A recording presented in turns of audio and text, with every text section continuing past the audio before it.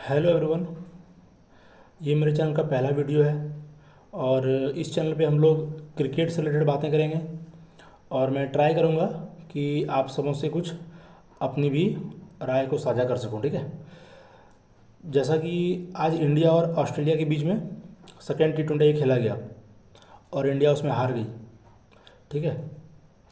तो इस चीज़ के बारे में थोड़ी देर बाद चर्चा करते हैं, क्योंकि हमारे इस वीडियो का जो मेन मोटिव है वो है हमारे कोच गौतम गंभीर और हमारे जो सेलेक्टर्स हैं उनकी मेंटेलिटी, उनकी सोच के बारे में चर्चा करना। ठीक है। तो पीछे ले चलता हूँ। सबसे पहले जैसे कि वेस्ट इंडीज़ हमारे यहाँ आई थी टेस्ट सीरीज खेलने के लिए। ठीक है। तो मेरा एक सीधा सा सवाल है, क्या उस सीरीज में जसप्रीत बुमराह को खेलना चाहिए था? मेरा मानना यह है कि नहीं, बिल्कुल भी नहीं। जसप्रीत बुमराह को उस सीरीज में नहीं खेलना चाहिए था। ठीक है। उस सीरीज में उनको रेस्ट दे करके उनको ऑस्ट्रेलिया के खिलाफ जो ओडीआई सीरीज हुई, जो हम लोग 2-1 से हार गए, वो सीरीज जसप्रीत बुमराह को खेलना चाहिए था। ठीक है। तो क्या जसप्रीत बुमराह अगर खेलते तो हम लोग नहीं हारते ऑस्ट्रेलिया का सीरीज? ऐसा बात नहीं है, कुछ भी हो सकता था। ठीक है। ज़रूरी नहीं है कि हम लोग जीत ही जाते, लेकिन बुमराह के खेलने से सीरीज पे ज़रूर कुछ इफेक्ट, रिजल्ट पे कुछ ज़रूर इफेक्ट पड़ता, इतना तो है। ठीक है। तो ये सोच से तो मेरे सोच से बाहर है ये कि हमारे कोच और हमारे जो सेलेक्टर्स हैं वो किस प्रकार से सोच रहे हैं। सोच से बिल्कुल परे परे वाली बात है ये। ठीक है। बुमराह को क्यों नहीं खिलाया गया? अब हम लोग एक मेन मुद्दा पे बात करते हैं। सबसे बड़ा बात मेरा ये मानना है कि क्रिकेट में, ठीक है, स्टेबिलिटी होना बहुत ज़रूरी है। जैसे कि खास करके बल्लेबाजी में अगर पोजीशन है, कोई ओपनिंग करता है, कोई 3 नंबर खेलता है, कोई 4 नंबर, कोई 5 नंबर खेलता है, तो सभी खिलाड़ियों का एक पोजीशन फिक्स होना बहुत ज़रूरी है, ताकि वो मेंटली जो है वो तैयार हो सकें कि मुझे हाँ इस पोजीशन पे जाके खेलना है, वो अपने आप को उस प्रकार से ढाल सकें।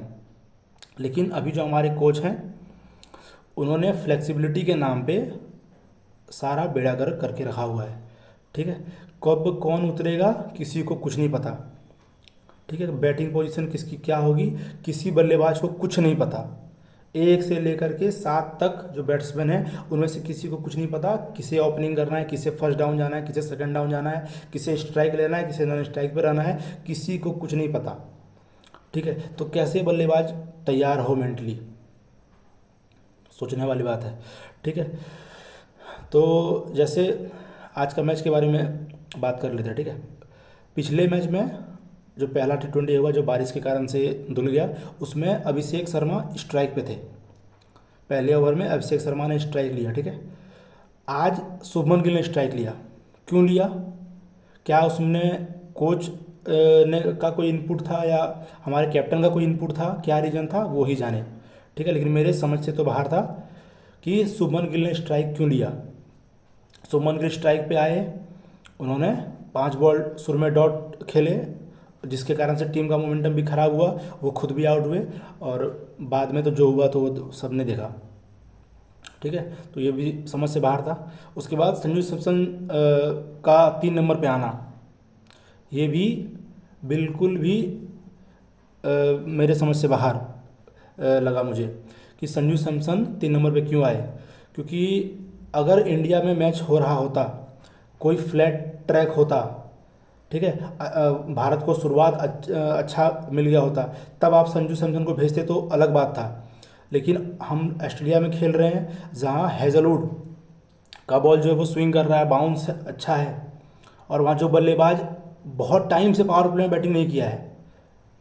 ठीक है। जब ओपनिंग वो कर रहे थे संजू सैमसन, उस टाइम पर ही वो पावर प्ले में खेल रहे थे, बहुत टाइम से पावर प्ले में नहीं खेल, उसको आपने अचानक से 3 नंबर पे भेज दिया विदाउट एनी रीज़न, समझ से बाहर। भाई साहब सूर्य कुमार यादव है, तिलक वर्मा है, उन सब की पोजीशन भी चेंज हो गए इस कारण से, वो भी 4 नंबर 5 नंबर पे आए। हालांकि वहाँ से खेल सकते थे, गलती उन लोगों ने भी किया तो, लेकिन पोजीशन किसी का फिक्स नहीं है। ठीक है। ये मैं चर्चा कर रहा था। अब आगे आते हैं कि अगला जो पॉइंट है वो है, ये है स्पिन। अभी हम लोग एशिया कप खेल रहे थे, ठीक है, वहाँ पे दुबई में स्पिन ट्रैक बन रहा था।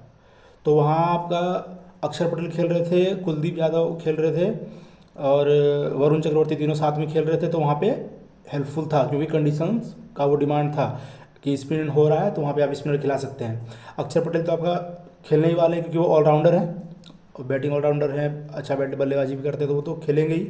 तो बचा कुलदीप और वरुण दोनों को साथ में खिलाने का जो डिसीजन था।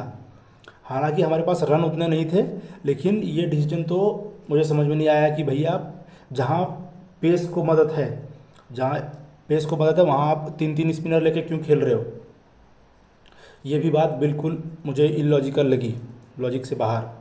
ठीक है, उनके जगह पर अर्शदीप सिंह खेल सकते थे, उनको बाहर बिठा के रखा है। वो हाईएस्ट विकेट टेकर है इंडिया के लिए इंटरनेशनल में, T20 में। ठीक है, तो ये बात भी समझ से बाहर लगा। उसके बाद कोई भी खिलाड़ी तो सिक्योर है नहीं, किसी की पोजीशन सिक्योर नहीं है, कब कौन बाहर हो जाए टीम से किसी को कुछ नहीं पता। ठीक है, तो आगे हम लोग अब बात कर लेते हैं जो हमारे कोच गौतम गंभीर साहब हैं। ठीक है, जब वो कोच नहीं थे तो जिस प्रकार की बातें वो करते थे, ठीक है, टीवी चैनल पे मीडिया पे बैठ करके या कमेंट्री के दौरान जिस प्रकार की वो बातें करते थे, एक भी चीज़ वो तो फॉलो करते हुए नज़र नहीं आ रहे। ठीक है, जो भी वो बोलते थे हर चीज़ उन्होंने जो किया अभी तक उसका अपोजिट ही करते आ रहे हैं। ठीक है, आईपीएल में सिर्फ वो कोचिंग का एक्सपीरियंस उनको है, ना उन्होंने कभी अंडर 19 की कोचिंग की किसी की, ना कहीं और कोच रहे वो कभी। आईपीएल से डायरेक्ट वो इंडिया के कोच बने, और क्यों बने वो सबको मालूम है। ठीक है, तो डायरेक्ट उनको इंडिया का कोच क्यों बनाया गया ये भी सबको पता है। ठीक है, तो आगे चर्चा करते हैं। जो वो कुछ कहते कुछ और थे और अब कर खुद कुछ और रहे हैं। एक सबसे बड़ा बात जो हमेशा कहा करते थे कि इंडिया में कोच जो होना चाहिए वो हमेशा भारतीय कोच होना चाहिए जो इंडिया का हो, क्योंकि इंडिया में टैलेंट का कमी तो है नहीं, इतने बड़े बड़े प्लेयर हमारे देश में निकले। तो गंभीर साहब का ये कहना था कि जो कोच होना चाहिए वो इंडिया का ही होना चाहिए। लेकिन जैसे ही गौतम गंभीर कोच बने तो मुझे तो ये समझ में नहीं आ रहा है कि जैसे ही गंभीर कोच बने तुरंत मॉर्ने मॉर्कल को बॉलिंग कोच बना दिया गया। मुझे ये समझ नहीं आ रहा है कि मॉर्ने मॉर्कल ने पाकिस्तान को ऐसा कौन सा ट्रॉफी जिता दिया, ठीक है, कि उन्हें डायरेक्ट पाकिस्तान का कोच उस टाइम पे वो थे वहाँ से हटा करके डायरेक्ट उन्हें इंडिया का कोच बना दिया गया तुरंत। इंडियन तो वो नहीं है मॉर्ने मॉर्कल, ठीक है, वो तो साउथ अफ्रीका के हैं। ठीक है, और कोई ऐसा अचीवमेंट भी नहीं है बहुत बड़ा कि उन्हें कोच बना दिया जाए। तो गंभीर साहब तो यहाँ भी गए। ठीक है, अब ये जो है एक बायलिटरल सीरीज है। ठीक है, तो यहाँ पे अगर हम लोग हार रहे हैं तो कोई फ़र्क नहीं पड़ेगा। ठीक है, आगे वाले मैचों में हो सकता है हम लोग जीत के सीरीज भी जीत लें, क्योंकि हमारी टीम इतनी अच्छी है कि हम लोग यहाँ से भी वापसी करके सीरीज जीत सकते हैं। लेकिन अगर ऐसी प्रॉब्लम्स जैसा आज हुआ वैसा अगर कहीं ना कभी अगर आईसीसी की किसी नॉकआउट में हो जाए तो टीम के लिए भारी दिक्कत हो सकता है। ठीक है, तो खिलाड़ियों के लिए एक डेफिनेट रोल जो है वो होना चाहिए ताकि उनका माइंड जो है वो स्टेबल रहे और वो उस प्रकार से खेल सकें।